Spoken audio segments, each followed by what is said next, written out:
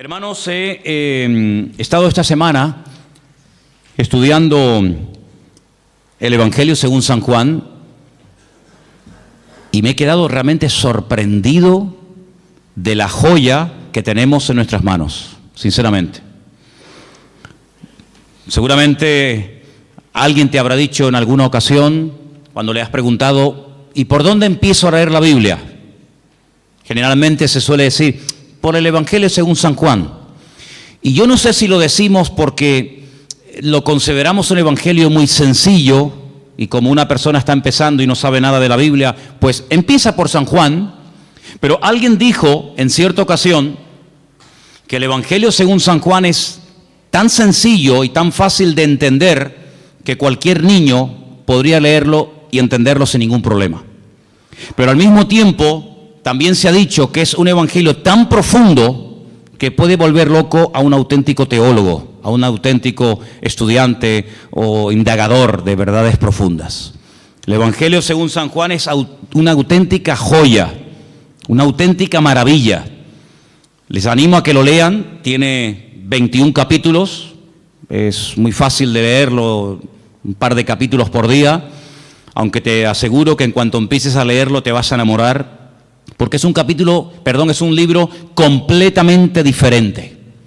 Completamente diferente. De hecho, cuando vas a una escuela bíblica a estudiar la asignatura llamada los Evangelios, Mateo, Marcos y Lucas se llaman los Evangelios sinópticos y se estudian los tres juntos.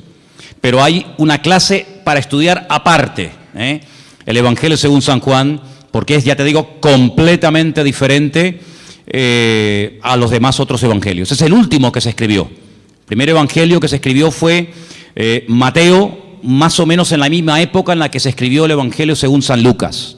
Tiempo más tarde se escribió el tercer evangelio, el que lleva el nombre de Marcos, y 70 años después de la muerte y resurrección del Señor Jesucristo, es decir, ya rozando el año 100 después de Cristo, Juan decide también contar en la historia de Jesús.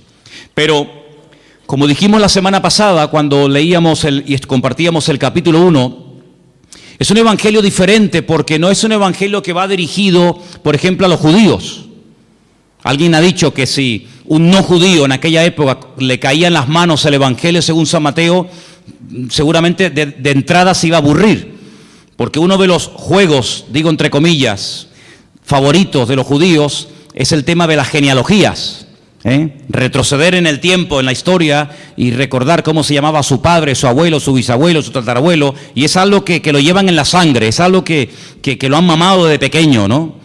Y en el Evangelio según San Mateo encontramos en el primer capítulo una enorme genealogía que va pues desde los tiempos de Abraham hasta el mismísimo Señor Jesucristo, pero eso a un gentil, a un griego le aburriría.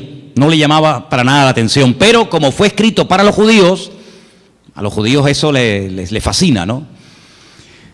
Sin embargo, el Evangelio según San Juan, que fue escrito 70 años, como acabo de decir, después de la muerte y resurrección del Señor Jesucristo, es un evangelio que, como vamos a ver ahora ahí en la pantalla dentro de un rato, Juan tiene que seleccionar muy meticulosamente las palabras, porque a estas alturas ya hay más gentiles convertidos que judíos convertidos al cristianismo o al Mesías, al Señor, ¿no?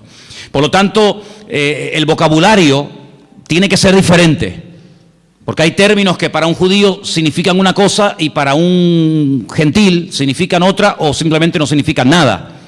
La palabra Mashiach, Mesías, prácticamente es una palabra inexistente en el Evangelio según San Juan, es una palabra que no aparece mucho, y Juan escoge palabras como por ejemplo vimos el domingo pasado la famosa palabra logos, ¿os acordáis? Juan capítulo 1, porque el logos para el griego era el que había hecho el universo, el que le daba orden, el que ponía todo en su sitio, el que hacía que todo funcionara, y entonces él utiliza esa palabra que era muy conocida en el mundo de la filosofía griega, y la emplea, y entonces él dice el logos, ese que ustedes llaman el logos, el creador, que no tienen ni idea de lo que están hablando, yo os voy a hablar de él. Y presenta a ese logos como el creador del universo, presenta al logos como encarnado. Hoy hemos cantado una parte de una canción que hablaba acerca del verbo se hizo carne, Y vemos cómo Juan es una persona que no solamente tiene que seleccionar muy bien las palabras que va a utilizar, porque la audiencia, los lectores a los cuales va a llegar el Evangelio, son personas que no tienen mucho conocimiento de la Biblia, son gente que viene de un trasfondo pagano, de idolatría, un mundo de mitología griega. Entonces él tiene que ser muy cuidadoso en esto, sino que además tienen que tener presente, y cuando sepan esto van a entender por qué Juan utiliza tantas veces ciertas y determinadas palabras. Ya habían empezado a introducirse en las iglesias herejías, las enseñanzas de los famosos gnósticos, personas que decían Dios no pudo crear el mundo, porque el mundo, el cuerpo, la materia es malo, por lo tanto un Dios santo, un Dios bueno, un Dios perfecto no puede tener contacto con el hombre bajo ningún concepto, no puede tener contacto con la materia. Entonces ellos creían que había una serie de, así lo llamaban, emanaciones, ¿verdad? Y Jesucristo era una emanación de Dios que prácticamente no tenía nada que ver con Dios, y entonces Él sí, como no era divino, como no era santo, como no era Dios, como no era creador, Él sí podía tener contacto con el hombre, Él sí podía tener contacto con la materia, porque al fin y al cabo Él no era Dios. Y eso es lo que algunos gnósticos creían.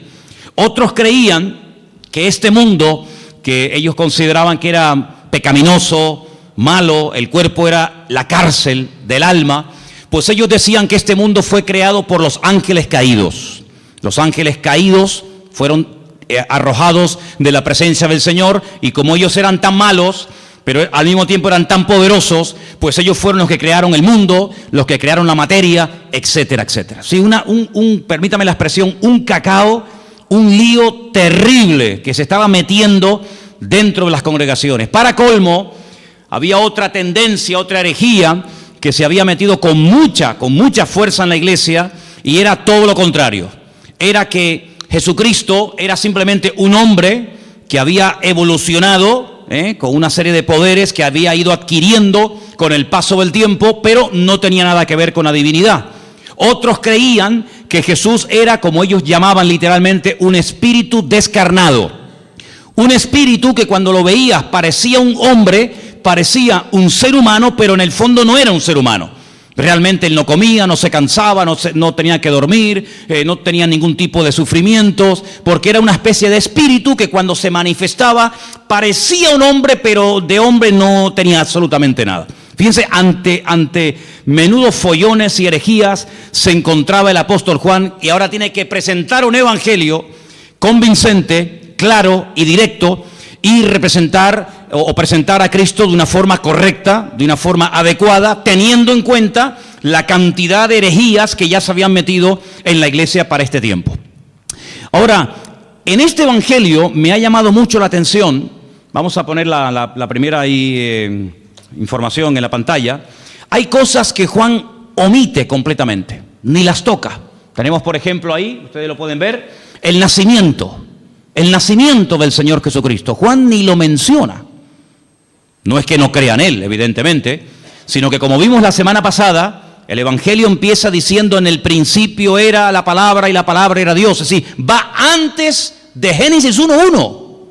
Antes de Génesis 1.1, va a la eternidad, para demostrar que no solamente Jesucristo tuvo un nacimiento físico, sino que Él era un ser eterno, ¿verdad? Creador, que en un momento determinado decide humanarse, decide tomar forma de hombre y venir a este mundo. Por lo tanto, él, el tema del nacimiento, como ya sabe que lo han tocado otros evangelistas, como por ejemplo Mateo, como por ejemplo Lucas, él ese tema no lo toca. Tampoco habla del bautismo, no es algo a lo cual Juan le quiera dar énfasis. No habla de las tentaciones del Señor Jesucristo, que aparecen muy bien explicadas en algunos evangelios. No hace mención a lo que llamamos la última cena, la cena donde Jesús parte el pan y el vino con sus discípulos y establece lo que llamamos el nuevo pacto. No habla de la agonía de Cristo en el huerto de Getsemaní, donde allí es machacado, donde allí es triturada su voluntad y donde allí, digamos, se rinde completamente al Padre diciendo: no se haga mi voluntad sino la tuya. Eso ni lo toca. No habla tampoco de la ascensión de Cristo. Si quieres buscar ese tema, ese momento, en Juan no lo busques porque no lo vas a encontrar. Tampoco habla de parábolas, Por ejemplo, el Evangelio según San Mateo está lleno de parábolas. ¿Por qué? Porque él intenta presentar el reino de Dios, pero sin embargo Juan lo que intenta presentar al rey del reino de Dios, que es el Señor Jesucristo, por lo tanto no habla de las parábolas. Tampoco aparecen milagros de liberaciones de demonios. Incluso la palabra milagro, él la sustituye por una palabra que es la palabra moftim, en plural, que es la palabra señales. Y es la palabra que aparece, fijaros a dónde se remonta Juan. Juan era un hombre con un conocimiento de la palabra tremenda, tremenda. Él se remonta al llamamiento de Moisés, allí en Éxodo, capítulo 4, donde Moisés habla mal, Moisés dice, no me van a creer, no me van a oír, y entonces el Señor dice, no, yo te estoy diciendo que te van a oír, yo te estoy diciendo que te van a recibir, que tú vas a sacar a mi pueblo y lo vas a traer aquí, y tú estás diciendo que no. Es decir, ¿me estás llevando la contraria? Pues te voy a enseñar lo que le pasa a una persona cuando habla mal. Mete la mano en tu pecho. Metió la mano en el pecho y le saca la hora. Y cuando la sacó, estaba totalmente leprosa. Y se vuelve a meterla. Sácala, ya está limpia. Él se quedó, esa lección se le quedó grabada en su mente, y él se dio cuenta que su propia hermana, María, cuando habló mal de él, le pasó exactamente lo mismo que a él le pasó, quedó leprosa durante un tiempo por dudar y por hablar mal de los hijos de Israel. ¿Qué te parece? Y no solamente eso, sino que le dice, ¿y ahora qué tienes en tu mano? Dice, tengo una vara. Dice, tírala al suelo, y se convirtió en serpiente. Si le estás dando lugar al enemigo, cada vez que hablas mal. Cógela por la cola y volvió otra vez a convertirse en vara, a convertirse en palo. Estas dos señales no las olvides en tu vida. Cuando vayas a Egipto, muéstrales estas dos señales para que ellos aprendan a hablar y para que sepan lo que puede ocurrir cuando una persona utiliza mal el poder de la lengua y puede darle lugar al enemigo. Así que estas señales, esa palabra moftim, es la misma que utiliza Juan en su evangelio cuando dice que el Señor Jesucristo hizo muchas señales, las cuales no están escritas en este libro. Dejadme que os lea este versículo. Jesús hizo además muchas otras señales en presencia de sus discípulos, las cuales no están escritas en este libro. Él lo dice bien claro. Todo lo que Jesús hizo, todo lo que el Señor enseñó, todos los milagros de Cristo no están escritos en este libro. Pero estas se han escrito para que creáis que Jesús es el Cristo, el Mesías, el Hijo de Dios, y para que creyendo tengáis vida eterna. Así que él emplea la palabra señales, y ahora después hablaremos un poquito de eso. Así que estas cosas que les he mencionado no aparecen en el Evangelio según San Juan, pero mira tú por dónde. Si Juan no hubiera escrito su Evangelio, todas estas cosas que vamos a ver a continuación, la siguiente por favor, nunca sabríamos absolutamente nada de estas cosas que vamos a mencionar ahora, porque no las menciona ni Mateo, ni Marcos, ni Lucas. Si yo les preguntara a ustedes, sin leer el Evangelio según San Juan, cuál fue y dónde hizo el Señor Jesucristo su primer milagro, nunca lo sabríamos. Nunca sabríamos que el primer milagro de Cristo fue en Caná de Galilea, convirtiendo el agua en vino. Porque nadie lo menciona, pero Juan sí. Bendito sea el Señor, porque le reveló y le mostró a Juan dicho milagro, ¿sí o no? Menciona además algo muy interesante, la conversión o la conversación que tuvo en capítulo 2 con Nicodemo. Esa conversación no aparece por ninguna parte en los otros evangelios. Es una conversación interesantísima, allí en Juan capítulo 3. A Juan le gusta mucho las conversaciones de Cristo con otras personas. Por ejemplo, en el 2 está el milagro de las bodas de Caná, en el 3 está la conversación con Nicodemo, en el 4 ¿qué está? La conversación con la mujer samaritana. Si no hubiera sido por Juan, nunca hubiéramos sabido que Jesús se detuvo junto al pozo en Samaria y le habló a una mujer samaritana, y allí pues le dijo cosas tremendas, y allí él se reveló como quien verdaderamente él era, solamente en Juan. Si no se hubiera escrito el Evangelio según San Juan, nunca habríamos oído de que sanó a un paralítico en el capítulo 5 en el estanque de Betesda, que hacía 38 años que estaba esperando el movimiento del agua. Fíjate tú por dónde, hermano, me quedé sorprendido, y es así. Si no hubiera sido por Juan, nunca hubiéramos oído hablar de Lázaro. La resurrección de Lázaro, su amigo en Betania, solamente la encontramos en el capítulo 11 del Evangelio según San Juan. Nunca nos hubiéramos enterado de que el Señor Jesucristo se agachó para lavarle los pies a sus discípulos, porque eso no lo cuenta ningún otro evangelista más que solamente Juan. Nunca hubiéramos recibido o tenido una enseñanza que va, fíjate, desde el capítulo 14 hasta el capítulo 17 del Evangelio según San Juan, hablando acerca del ministerio, de las funciones del Espíritu Santo, el bendito Consolador. Por ejemplo, él dijo: no os pongáis tristes, no os dejaré huérfanos, os conviene que yo me vaya, porque si yo no me fuese, el Consolador no vendría. Pero cuando Él venga, porque yo le voy a rogar al Padre que os envíe otro Consolador para que esté con vosotros para siempre, Él me glorificará a mí. Él os guiará a toda la verdad. Él os hará saber lo que ha de venir. Él tomará de lo mío y os lo hará saber a cada uno de vosotros. Él además convencerá al mundo de justicia, de pecado y de juicio. ¿Qué te parece? Una enseñanza profunda del Espíritu Santo solamente en San Juan. Nunca habríamos oído el comentario despectivo, la crítica que Judas hizo cuando vio a una mujer que derramaba sobre él un vaso de alabastro con el nardo puro, aquel perfume, dice que se llenó toda la casa, y cuando él dice: qué desperdicio tan grande, haber derramado todo este perfume sobre el cuerpo de Jesús, qué desperdicio tan grande. Esto vale más de 300 denarios, un año entero de trabajo, total derramado sobre Cristo así, en un momento. Eso aparece en San Juan. Así que es un evangelio que nos da muchísima información, pero es un evangelio diferente. ¿Por qué? No solamente porque cuenta cosas que ningún otro evangelista contó, sino que los demás evangelistas, Mateo, Marcos y Lucas, nos hablan y se centran fundamentalmente en el ministerio de Jesús en el norte del país, en lo que conocemos con el nombre de Galilea. Él se quedó a vivir durante mucho tiempo en Galilea, sobre todo en la ciudad de Capernaum, el pueblo de Naún, y los evangelios, los 3 primeros, nos cuentan lo que hacía allí. Pero sin embargo Juan cambia de escenario y comienza a hablarnos de cosas que Cristo hacía en el sur del país, en Judea y sobre todo también en la ciudad de Jerusalén. Ahora, es interesante porque en el propósito del libro que hemos leído esta tarde, Juan reconoce que todo lo que el Señor Jesucristo hizo, nunca ningún autor, ni él mismo, podía haberlo escrito. Hay, por ejemplo, un versículo muy interesante en San Juan, os lo leo, capítulo 21, que dice: hay otras muchas cosas que Jesús hizo.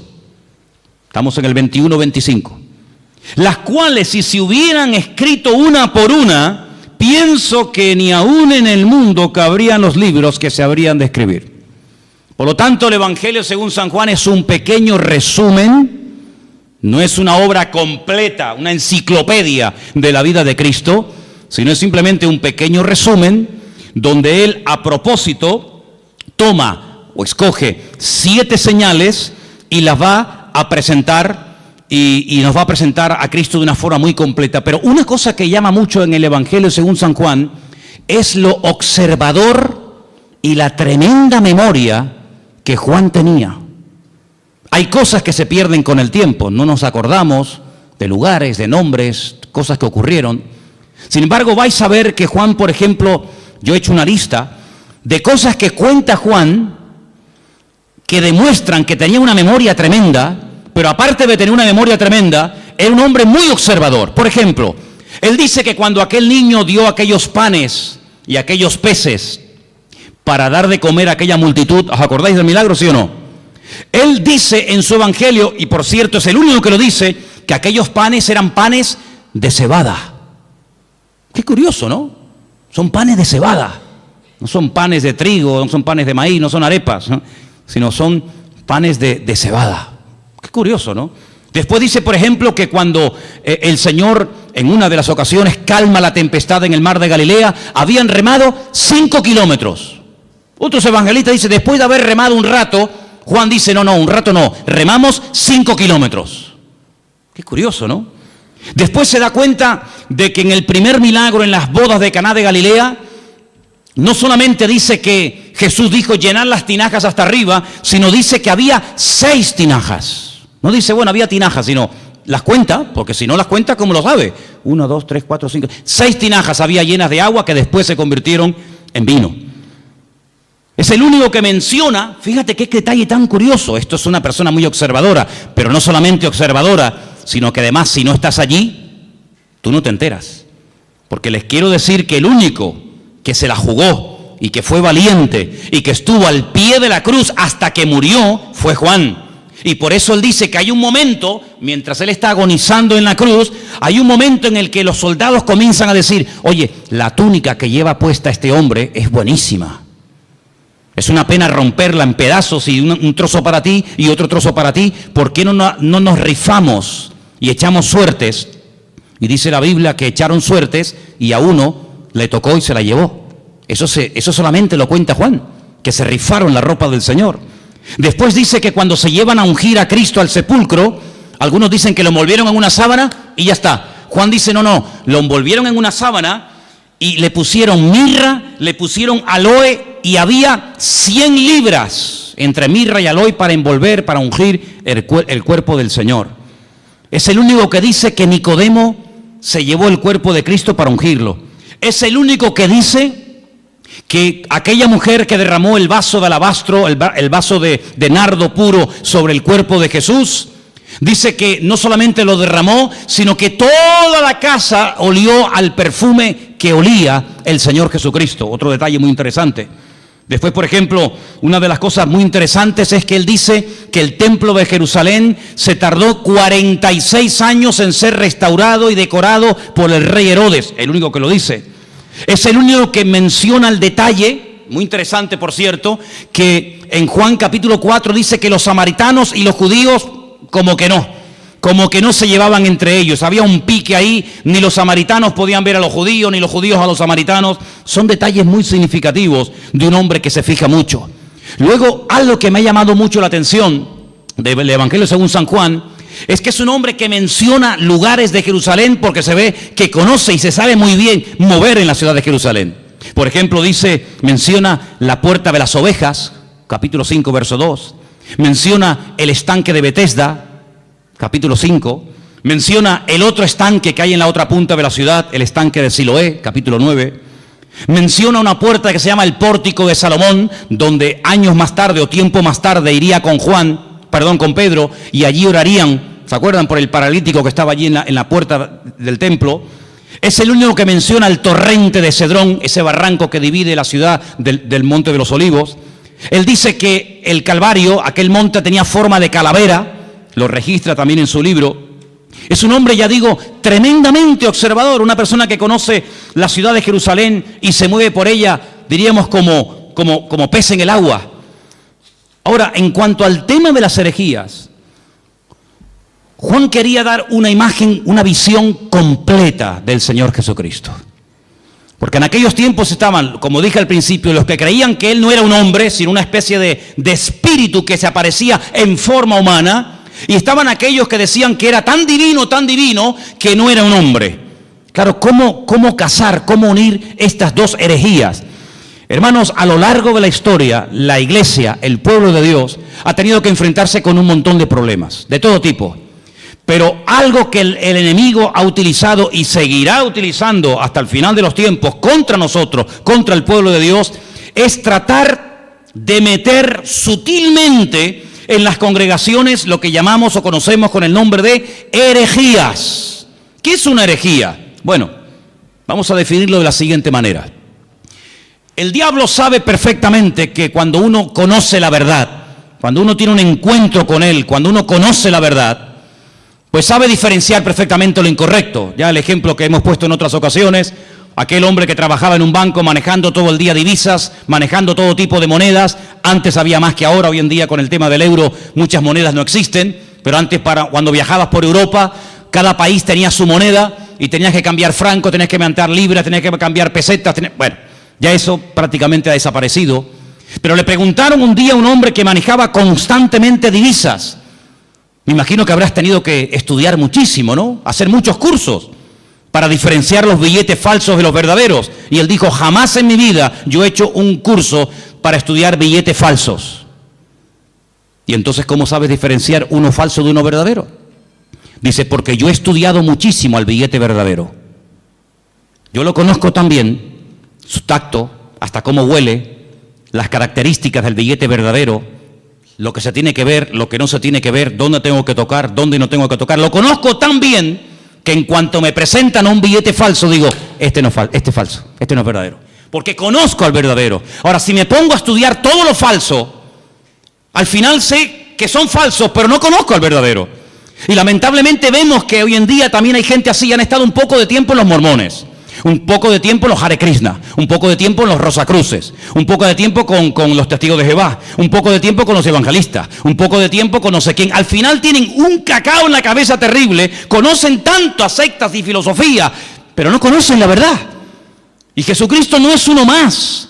Lo que Juan hace es presentar la verdad, porque él dice, la verdad os hará libres. Si yo empiezo a rebatir y a discutir y esto, no, con la discusión no llegamos a ninguna parte. Yo lo que voy a hacer es proponerme, seleccionar una serie de señales, presentaros la verdad de la forma más completa y variada y profunda posible, porque cuando lleguéis a conocer la verdad, cuando lleguéis a intimar con la verdad, os vais a dar cuenta de que lo falso ya no tiene ningún atractivo, ya no tiene ninguna tentación para vuestra vida, porque la verdad no solamente os hará libres, sino que la verdad os hará felices. ¿Cuántos dicen amén? Entonces él presenta a Cristo como la verdad y os vais a dar cuenta que la palabra verdad, verdadero, aparece así de veces en el Evangelio según San Juan. No hay una palabra que se repita más en este Evangelio como la palabra verdad o verdadero. Tengo aquí una pequeña lista, no están todos, pero para que veáis. Dice, yo soy el pan verdadero, el pan que descendió del cielo. No dice yo soy el pan. Bueno, podría decirlo, pero añade la palabra, yo soy el pan verdadero. Y entonces dice, el pan que comieron nuestros padres en el desierto, pues todos los que lo comieron murieron. Pero el que coma de mí nunca morirá. Después dice, yo soy la vid. Pero no dice solamente yo soy la vid, sino dice yo soy la vid verdadera. Juan capítulo 15, verso 1. Juan 8, 16 dice yo soy el juez, pero el juez verdadero. El juez que imparte verdaderamente justicia. Y os vais a dar cuenta de que aparece la palabra verdad por todo el Evangelio. Encontramos, por ejemplo, en Juan 14:6, un versículo que todos conocéis de memoria, ¿sí o no? Sí. A ver, ¿qué dice Juan 14:6? No, ese es 3:16, ese es el 3:16, el 14:6, 14:6. Yo soy el camino, yo soy la verdad y yo soy la vida. Otra vez la palabra verdad, continuamente la verdad, la verdad, la verdad, la verdad. Qué curioso que un día Pilato se le quedó mirando y le dijo, ¿y qué es la verdad? ¿Qué es la verdad? La verdad no es la iglesia evangélica. ¿Sabías eso, no? La verdad no es una secta, una religión. La verdad se llama Jesucristo. La verdad se llama Jesucristo. Y teniendo al Señor, podemos discernir entre la verdad y la mentira. Hay algunas congregaciones donde tal vez enseñan cosas que no son 100% verdad. Por eso el Señor quiere que escudriñemos la verdad, que leamos la Biblia, para que sepamos discernir y sepamos separar lo falso de lo verdadero. El apóstol Pablo le decía a Timoteo, quiero que sepas esto y lo tengas bien presente en tu vida, que dice el Espíritu de Dios que en los últimos tiempos, y lo dice claramente el Espíritu Santo, se meterán dentro de las congregaciones herejías, falsas doctrinas, doctrinas de demonios, que parecerán muy bonitas y muy atractivas, pero para eso tenemos la palabra, para comprobar en todo momento si lo que en mi iglesia se está predicando es la verdad. Y el día que aquí no se predique la verdad, levántese y váyase. No se quede por amor a mí, no se quede por amor a los niños, no se quede por cariño a la hermana o al hermano tal. No, aquí no estamos para vernos las caras, aquí estamos para crecer y conocer y profundizar en la verdad, porque la verdad es la que nos hace libres. Y si se predica la mentira, pues lo lamento mucho, yo aquí no quiero estar ni un minuto de mi tiempo, porque la mentira esclaviza, la mentira es un veneno que le abrimos la puerta y va contaminando nuestra vida. Por lo tanto, compruebe siempre, traiga la Biblia a la iglesia, tome apuntes, escuche los mensajes, y si comprueba que algo no ha sido correcto, que le están enseñando mentira, que le están manipulando la escritura, no haga caso. No haga caso, sea selectivo en esto. Jesucristo vino para darnos la verdad, para abrir nuestros ojos. Y la verdad se puede comprobar, no solamente experimentar, se puede comprobar. Y la misma Biblia que yo uso para predicar aquí en el púlpito, la tiene usted. Léala, escudriñela, memorízala. Y si ve que no coincide con la verdad, aquí tu tiempo se ha terminado, amigo. Estamos en este lugar para crecer en la verdad. ¿Cuántos dicen amén? Ahora, fíjense qué interesante. En el Evangelio según San Juan hay 7 expresiones muy interesantes que las vamos a ver ahora, pero algo que también hace Juan, no solamente nos presenta a Cristo como el eterno, el creador, el todopoderoso, sino que además nos da ejemplos para que nos demos cuenta que a lo mejor puede haber un creyente, escúchenme bien por favor, puede haber un creyente que no lo entienda todo. Pero tenemos que tener paciencia con el que no lo puede entender o aceptar todo. Si yo pusiera, vamos a poner un ejemplo, ¿no? Si tuviéramos este salón ahora mismo dividido en dos, tuviéramos este salón dividido en dos, tenemos en el centro, más o menos, ¿no? Tenemos en el centro una especie de cristal, de prisma, y proyectamos un rayo de luz desde ese lado en dirección al prisma. Todos los que están a mano izquierda verían solamente un rayo de luz, pero todos los que están a mano derecha verían 7, en 7 colores diferentes. Si yo les pregunto a los de la mano izquierda, ¿ustedes qué están viendo? Y me dicen, un rayo de luz. ¿De qué color? Blanca. ¿Seguro que veis uno solo? Contarlo bien, sí, uno solo. Vosotros, hermanos, ¿qué estáis viendo? Pues estamos viendo 7 rayos de 7 colores diferentes. Pero ¿cómo puede ser que unos vean 7 y otros vean 1? ¿Quién está viendo la verdad? Todos. Lo que pasa es que unos están a un lado y otros están a otro lado. Y estos, por estar en un lado, ven más que los que están en otra parte. ¿En qué lado te encuentras de tu relación con el Señor? Hay gente que no ve más allá de lo que ven sus ojos, y por eso se hunden. Por eso se desaniman, porque no ven más allá. Y como le dijo el Señor a Pedro, no pones la mira en los 7 rayos, no pones la mira en las cosas de arriba, sino en las de la tierra. Y claro, cuando uno mira a lo de la tierra se derrumba. Cuando uno mira a lo de la tierra uno se deprime, la fe te la destruye el mundo. Pero cuando tú levantas la mirada, tú ves más allá. Y eso es lo que Juan quiere. No solamente presentarnos al Señor Jesucristo como divino, como creador, como un ser eterno, sino que también lo presenta como humano. Y fijaros las citas que os voy a dar para los que tomen nota, ¿no? En capítulo 2, verso 15, vemos a Cristo enfadado, con un látigo. Comienza a echar fuera a todos los que vendían en su casa y los llama ladrones. Me habéis convertido mi casa en cueva de ladrones. En el capítulo 4, verso 6, te lo encuentras cansado y sediento junto a un pozo, pidiendo un vaso de agua a una mujer samaritana.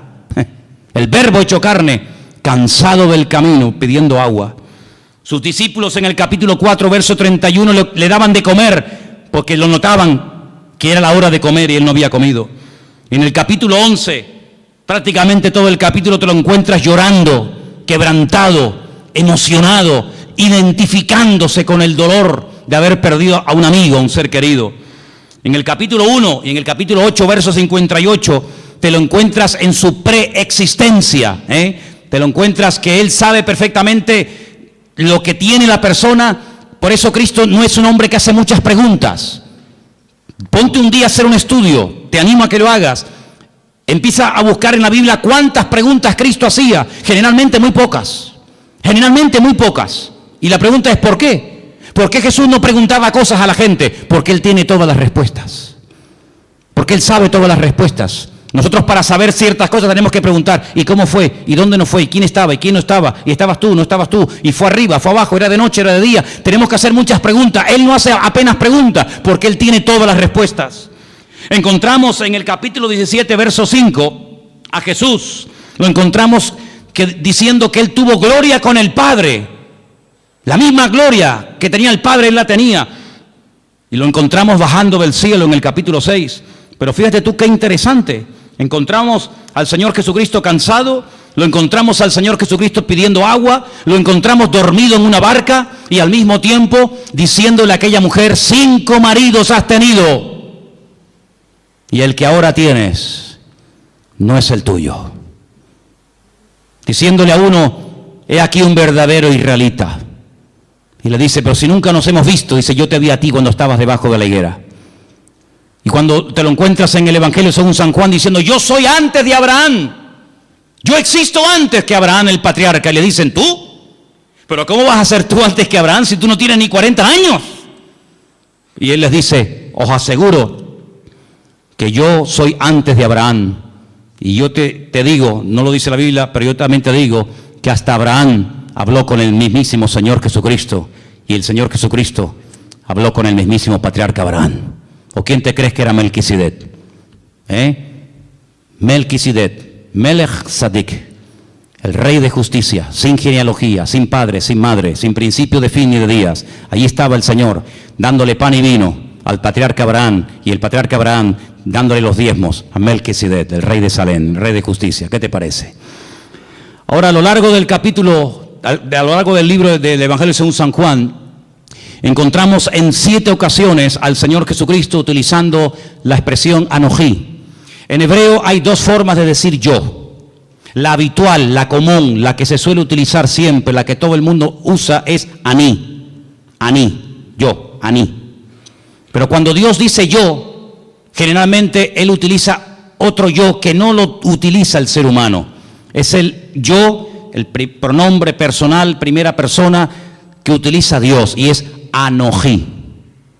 Anojí es yo cuando habla Dios, y Aní es yo cuando habla un ser humano. En el Evangelio según San Juan encontramos 7 Anojí. Juan 6:48, Anojí lejen Jaim, yo soy el pan de vida, el pan verdadero. Anojí or haolam, Juan 8:12, yo soy la luz del mundo. Encontramos al Señor diciendo: yo soy la puerta de las ovejas, Juan 10:7. Encontramos en Juan 10:11 diciendo: yo soy el buen pastor. Lo encontramos en Juan 11:25 diciendo: yo soy la resurrección y la vida.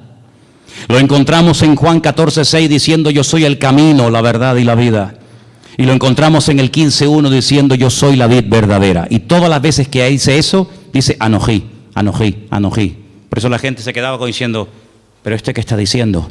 Hoy en esta iglesia ha habido algo impresionante que a mí me ha impactado muchísimo. Y es que se ha cantado y se ha pronunciado el verdadero nombre de Dios. El nombre que habéis pronunciado esta tarde en esa canción, que después la vamos a cantar al final, otra vez más, es el verdadero nombre de Dios. Y ese nombre tiene que ver con la existencia. Tiene que ver con la existencia misma. Nadie le ha dado existencia a Él. Él le da existencia a todas las cosas. Pero hay algo muy interesante en el Evangelio según San Juan, y es que nuevamente aparecen 7 ventanas. Fíjate qué interesante. Se llaman señales. Yo llamo a 7 ventanas a través de las cuales puede ver más allá.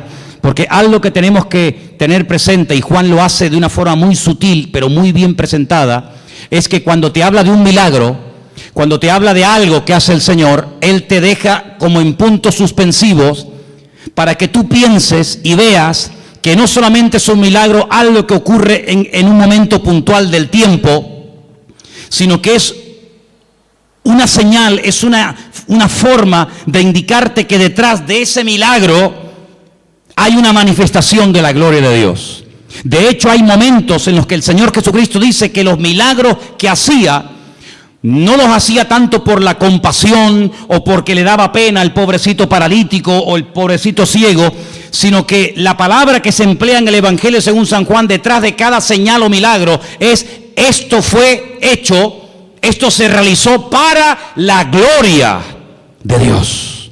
Porque un milagro no es algo que solamente suple la necesidad en el momento de una persona, Una persona está leprosa, ¿qué quiere? Pues que se sane la lepra. Una persona está poseída por demonios, ¿qué es lo que quiere? Ser libre de esta atadura espiritual. Una persona no ve y Jesús, ¿qué quieres que te haga? Pues quiero ver, o no puedo caminar, levántate y camina. Sino que el Señor va más allá de la necesidad temporal de la persona. Esto lo hago para la gloria de Dios. Cuando lo dicen los discípulos en Juan capítulo 9, ¿y este hombre que no tiene ni ojos, que están huecas las cuencas, no tiene el globo ocular, este hombre, esto es algo terrible. Esto no es normal que una persona nazca con las cuencas de los ojos vacías. El padre tuvo que cometer un pecado terrible, ¿no? Y este es el castigo de Dios, o él mismo. Y Jesús le dijo, ni una cosa ni otra. Este hombre nació así, sin posibilidad de ver. Si a este hombre ni operándolo, el mejor oftalmólogo del mundo no podría devolverle la vista a este hombre, porque este hombre no tiene globo ocular, está hueca, no tiene nada. Yo solamente he visto a un hombre en toda mi vida así. Ciegos hemos visto todos y de vez en cuando pues vemos a algún ciego, pero solamente vi a un hombre en la puerta de Damasco en Jerusalén hace unos cuantos años atrás.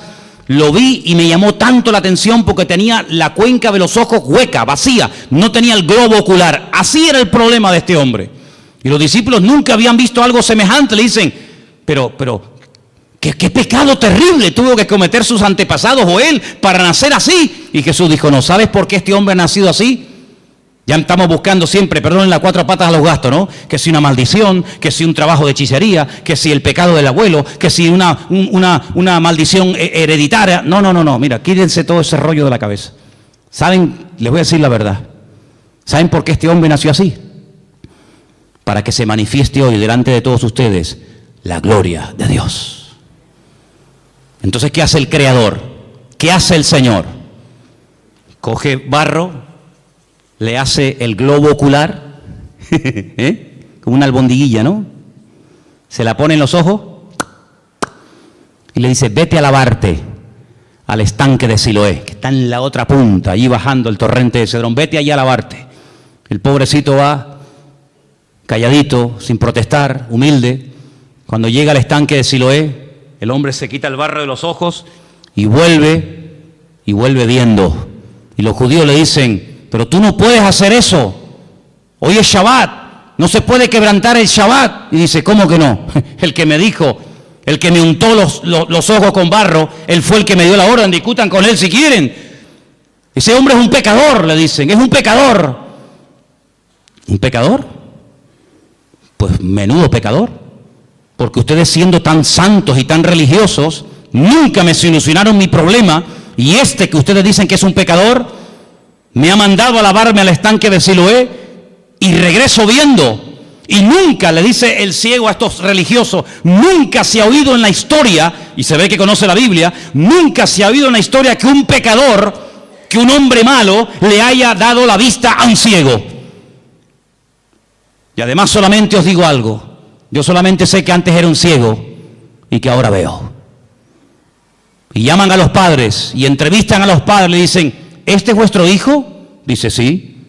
Dice, ¿cómo recobró la vista? Y los padres dicen, no sé, pregúntenle a él tiene edad suficiente, tiene 40 años, pregúntenle a él. Y ahí empieza un tira y una floja, que si sí, que si no, que si se puede, que si no se puede. Hermano, el cumplimiento de un mandamiento no evita o no nos impide que cumplamos otros. Si yo por cumplir con un mandamiento me olvido de que la Biblia no solamente tiene uno, sino tiene cientos de mandamientos, estoy cometiendo una gravísima equivocación. Estoy haciendo un sobreénfasis sobre algo que ni siquiera prohíbe la Biblia. Y este hombre al final, con un humor tremendo, le dice, ¿será que me estáis preguntando tantas cosas porque también ustedes se quieren convertir en discípulos de él? Y le dicen, nosotros no tenemos necesidad de convertirnos ni ser discípulos de nadie. Y lo echaron de la sinagoga, dice la Biblia. Lo echaron. Claro, cada vez que lo veían en el culto, amigo, era un testimonio. Y Jesús se lo encuentra al día siguiente, le dice, ¿qué te pasó? Y le dice que me echaron de la sinagoga. No me dejan congregarme. Se enfadaron contigo. Y le dice Jesús, ¿tú crees en el Hijo del Hombre? ¿Tú crees en el Mesías? Dice, ¿y quién es ese? Dice, yo, el que estoy hablando contigo. Dice, claro, Señor, ¿cómo no voy a creer en ti? Increíble, ¿eh? Todo esto lo cuenta San Juan. Si no fuera por este hombre, si no fuera por este evangelio, nos hubiéramos perdido cosas tremendas. Pero sobre todo algo que me llama la atención, que yo creo que Juan lo hizo a propósito. Lo dejó para el final, y quiero que lo leamos en esta tarde. Es el capítulo 21, donde se produce algo que ni Mateo, ni Marcos, ni Lucas jamás contaron. Yo no sé si les dio vergüenza o por respeto, no lo sé, pero nunca fueron capaces de tocar este tema. Pero otra vez encontramos una característica típica del Evangelio según San Juan, y son las conversaciones que tiene con distintas personas. Lo vimos hablando con la samaritana, lo vimos hablando con Nicodemo, y ahora vamos a ver a Jesús en el capítulo 21, casi al final del libro, hablando con un discípulo. Capítulo 21, Jesús se aparece a sus discípulos. Qué interesante. Después de esto, Jesús se manifestó otra vez a sus discípulos junto al mar de Tiberias, y se manifestó de esta manera. Qué interesante, ¿no? Estaban juntos, cuenten, Simón Pedro, Tomás el Didimo. ¿Qué significa el Didimo? ¿O el Dídimo? ¿Qué significa? Significa el gemelo. Tomás era hermano gemelo de otro. Natanael, el que era de Caná de Galilea. Los hijos de Zebedeo, hijos, hablan plural. ¿Quiénes eran? Juan y Santiago. Y otros dos de sus discípulos. Simón Pedro les dijo: voy a pescar. Ellos le dijeron: vamos también nosotros contigo. Fueron y entraron en una barca, y aquella noche no pescaron nada. Nada. Toda la noche, para arriba, para abajo, echa la red aquí, echa la red, nada. Cuando ya iba amaneciendo, fíjate tú, amaneciendo ya, se presentó Jesús en la playa, mas los discípulos no sabían que era Jesús. Estaban cansados, estaban reventados, toda la noche pescando. Además, cuando tú estás pescando, los que habéis ido alguna vez a pescar, cuando uno está pescando, las horas se te pasan volando, disfrutas que no veas. Pero cuando estás hecha y no pican, es aburridísimo, estás hasta de mal humor. Les dijo Jesús: hijitos, ¿tenéis algo de comer? Ellos le respondieron: no, no tenían ni para comer. Increíble. Jesús les dijo: echad la red a la derecha de la barca y hallaréis. Entonces la echaron, y ya no la podían sacar por la gran cantidad de peces. Qué milagro, Así, en segundos, lo que no hicieron en toda la noche. Verso 7. Entonces aquel discípulo a quien Jesús amaba le dijo a Pedro: es el Señor. Es el Señor. Esto solamente pasa por la mano de Dios. Es el Señor. Simón Pedro, cuando oyó que era el Señor, se ciñó la ropa, porque se había despojado de ella, se echó al mar y se echó a nadar hasta la orilla. Y otros de sus discípulos vinieron con la barca arrastrando la red de peces, pues no distaban de tierra sino como unos 200 codos. Y al descender a tierra, vieron brasas puestas y un pez encima de ellas y pan. ¿Se han preguntado alguna vez: ¿y de dónde sacó el Señor este pez? No tenía red, no tenía caña. El Señor no necesita nada de esto. Seguramente le habrá dicho a uno: para el fuego. Y hace. No hay problema. Jesús le dijo: traed de los peces que acabáis de pescar. Y fíjate qué curioso, otra vez lo que dije al principio, qué observador es este hombre. Otro hubiese dicho: había un montón de peces, Manolo, un montón. Pero fíjate lo que dice Juan: subió Simón Pedro y sacó la red a tierra llena de grandes peces, y podía haber puesto el punto y ya está. Pero Juan dice: no, la red estaba llena, y Juan los tuvo que contar, hermanos. Tuvo que fijarse, porque si no, o esto es una mentira, o de dónde sacó este dato. Es que él estaba allí, y él dice: la red estaba llena, pero había 153. Y aún siendo tantos, la red no se rompió. Recuerda que el versículo 11 dice: grandes peces. Grandes peces, 153. ¿Y por qué no fueron 205, 89, 34? ¿Por qué 153? ¿Y por qué lo dice? ¿Será que esto es una forma de rellenar un texto? Siempre hemos dicho y hemos enseñado que en la Biblia no sobra nada. Amén, hermanos. Todo tiene una razón, todo tiene una explicación. El idioma hebreo es alfanumérico. Las letras son números, los números son letras. Juan hace así y dice 153. Juan es judío, Juan no es canario, no es alemán, no es latinoamericano, Juan es judío. Juan ve letras y al momento ve números y ve letras. Es la mentalidad, está en el chip del cerebro del judío. El judío hace así y ve una palabra y sabe cuánto suma la palabra, porque cada letra es un número y cada número es una letra. Y él en San Juan, en el libro del Apocalipsis, no me voy del tema, pero solamente un ejemplo. En el libro del Apocalipsis, él dice: cuidado, hermanos, aquí hay sabiduría. El que lee, entienda. Os voy a dar un dato en clave, pero ustedes que saben lo que estoy diciendo me van a entender. Cuando venga el anticristo, cuando venga ese hombre perverso, su nombre o el número de su nombre es 666, 666. Claro, hay muchos nombres que coinciden. Por ejemplo, otro día cuando les comentaba el tema, cuando decide Shehen ben Hamor, Siquén hijo de Amor, suma 666, curiosamente. Pero Juan es un hombre, como buen judío, que conoce el tema de las letras y de los números. Y él te está dando el valor numérico del nombre de ese político de los últimos tiempos. Pero ahora, volviendo a Juan 21, te dice 153. Y al momento él sabe lo que significa 153. Claro, el que no sabe esto, vos dices, bueno, pues 153, no, espérate. Anoji Elohim. Si pusiéramos aquí en una pizarra la palabra Anoji Elohim, yo soy Dios, suma 153. Es decir, esta es la firma, amigo. Cuando ves un cuadro, dices, qué hermoso, a ver. Picasso. ¿Quién hizo este cuadro? Goya. ¿Quién produjo este milagro? Así, en segundos, lo que no pudimos hacer en toda la noche. 153. ¿Quién hizo esto? Anoji Elohim. Yo soy Dios, yo soy el Todopoderoso. ¿Cuántos dicen amén? Entonces le pone el cuerpo, mi madre, ay Señor. Les dijo, venid, coman. Ya saben quién ha hecho esto. Aní Elohim. Le dice a sus discípulos, o sus discípulos no se atrevían a preguntarle, ¿y tú quién eres? ¿Tú quién eres? ¿Se acuerdan que una vez en la barca, cuando calmó el viento y la tempestad, se empezaron a preguntar unos a otros y dice, ¿quién es este? ¿Quién es? Porque habla muy bien, obra de maravilla, sana enfermos, pero ya calmar un mar en tempestad, eso es algo que nos vuelve locos. ¿Quién es este? Y ahora dicen, ¿quién es? Pero no se atrevían, porque sabían que era el Señor. Vino pues Jesús, tomó el pan, lo dio, asimismo el pescado. Esta era la tercera vez que Jesús se manifestaba a sus discípulos, después de haber resucitado de los muertos.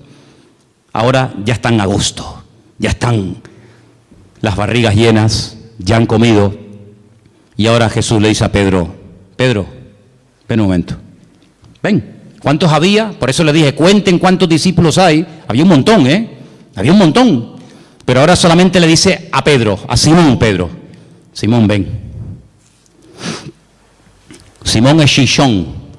Viene del verbo lishtot, que significa escuchar. Shema, Simón, ven, escúchame un momento. Escuchar es obedecer. Escuchar es interiorizar. Shishon, ven para acá. Simón, hijo de quién? De Jonás.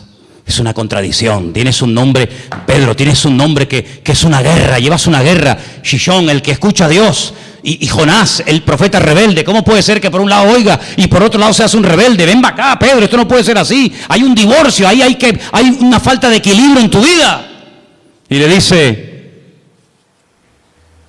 Simón, hijo de Jonás, ¿tú me amas más que estos? Y le dice, sí, Señor, sí. Tú sabes que te amo.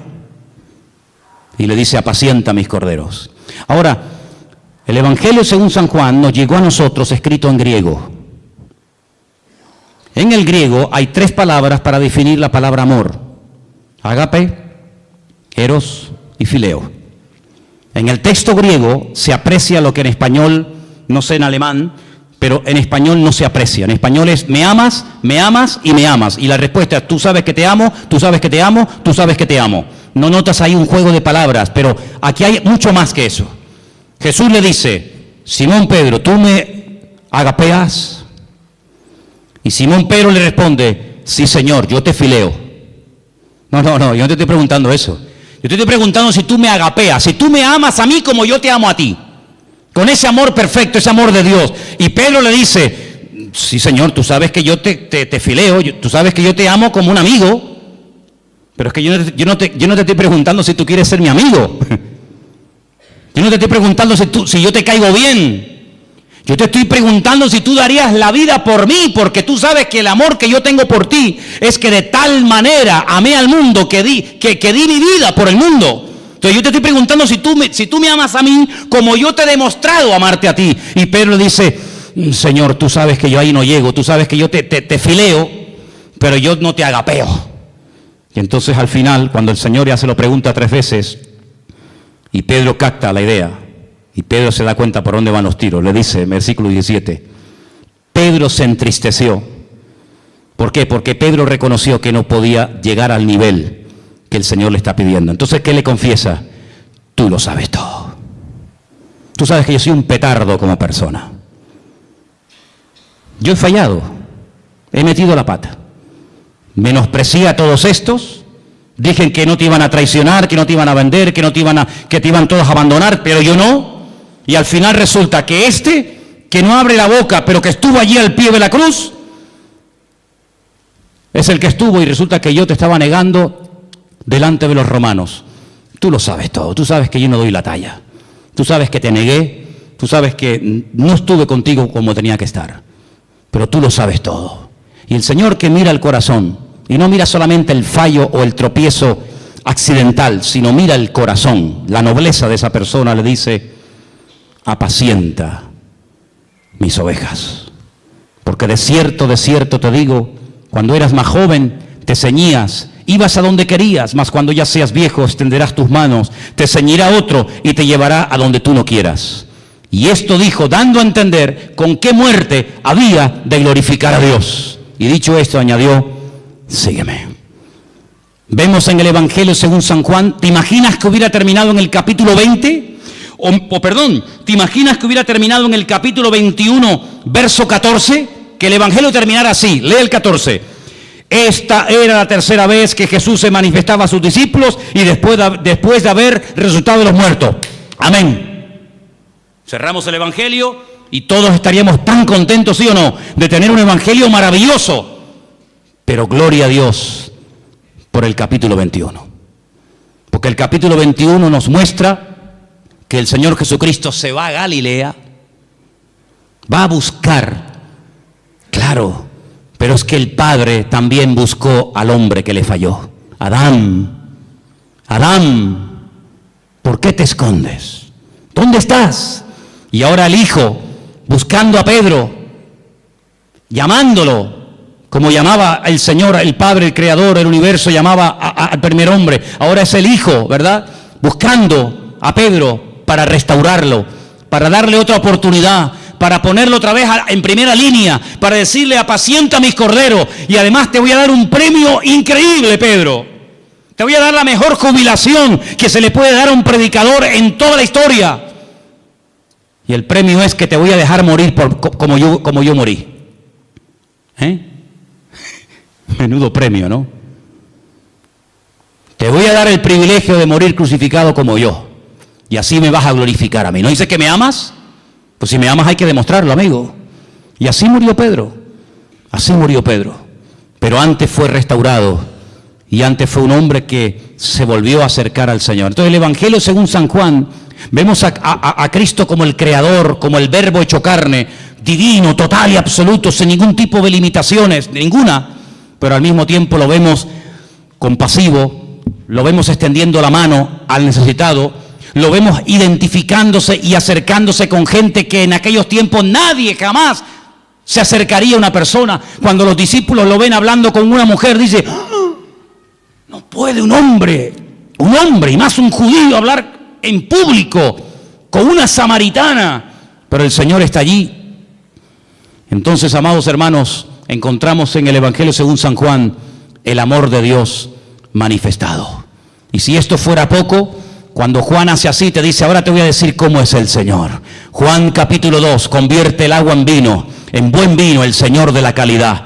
Juan capítulo 4, lo vemos al Señor sanando, vete a tu casa, tu criado está sanado, el Señor del espacio. Lo vemos en el capítulo 5, ¿cuánto tiempo llevas ahí? 38 años, levántate y anda, el Señor del tiempo. Juan capítulo 6, multiplicando los panes y los peces, lo poco hace mucho, el Señor de la cantidad. En el 2 era la calidad, en el 6 es la calidad. En el 6 lo vemos al Señor calmando la tempestad, el Señor por encima de la creación no lo domina, la creación se somete al Creador, a Él, al Eterno. En el capítulo 9, ¿quién pecó? Este o su padre, la mala suerte, la desdicha. No, este milagro es para la gloria del Señor. Capítulo 9, el Señor de la gloria. Y el examen final, capítulo 11, déjalo como está, ya huele. 4 días lleva ahí dentro, no mueva, deja las cosas como están. El Señor dice, ¿no te he dicho que si crees verás la gloria de Dios? Capítulo 11, yo soy la resurrección y la vida, y ahora lo voy a demostrar. Lázaro, sal fuera. Y Lázaro salió fuera porque es el autor de la vida. Y con estas 7 señales, son 7 ventanas a través de las cuales puede ver lo grande que es nuestro Dios. ¿Necesitas algo? Seguro que en una de estas señales te sientes identificado. Seguro que en una de estas 7 ventanas donde Juan proyecta la gloria y la majestad y la singularidad del Señor, te sientes identificado y puedes apropiarte de cada una de ellas.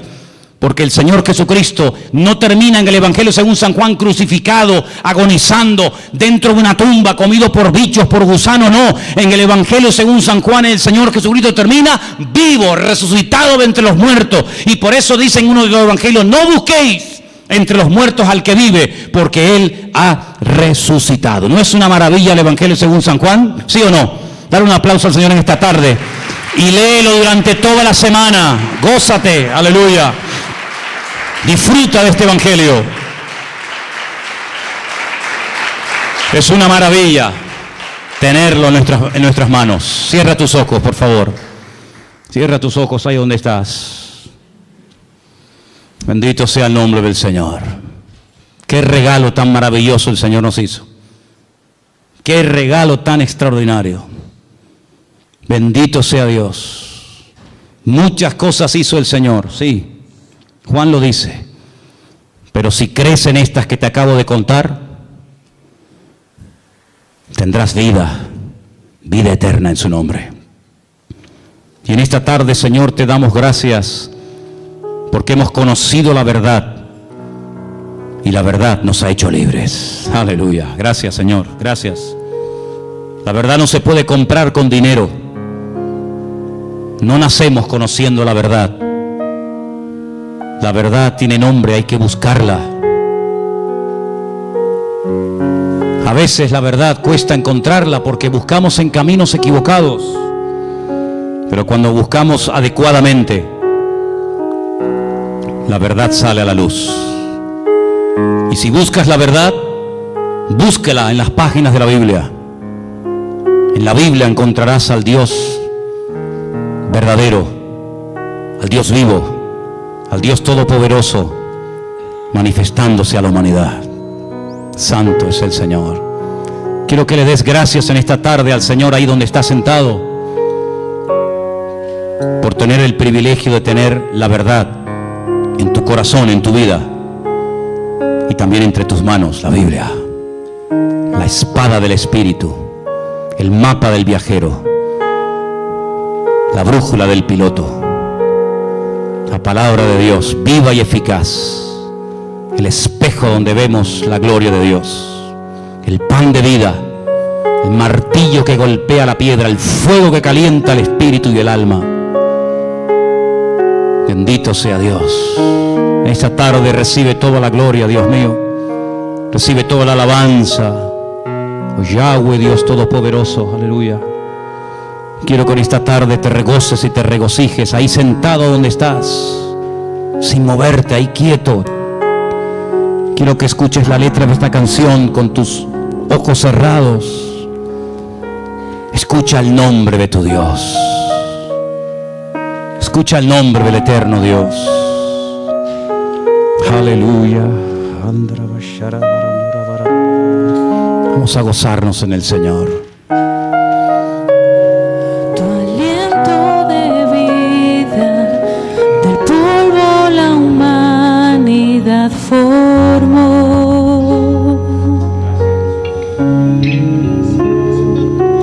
Despliegas tu nombre y gloria en toda la creación. Oh, Santo Dios.